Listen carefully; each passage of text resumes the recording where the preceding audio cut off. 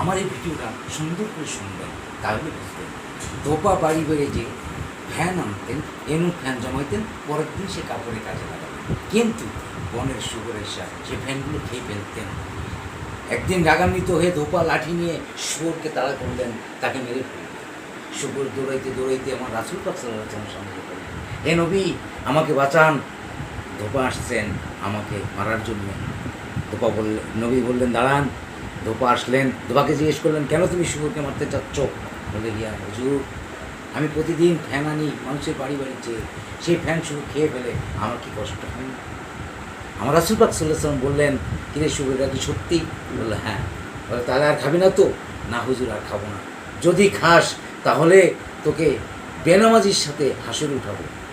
শুকর বললেন, ইয়া রাসূলুল্লাহ, অভিশাপ দিতে হয় অন্য কিছু অভিশাপ দেন, বেনামাজির সাথে হাসর উঠাবেন না, কারণ বেনামাজির সাথে হাসর করতে চায় না বনের শুকর। সাক্ষী আছে হাদিস নবীর, নামাজ পড়তে নিষেধ করছে কোনো পীর।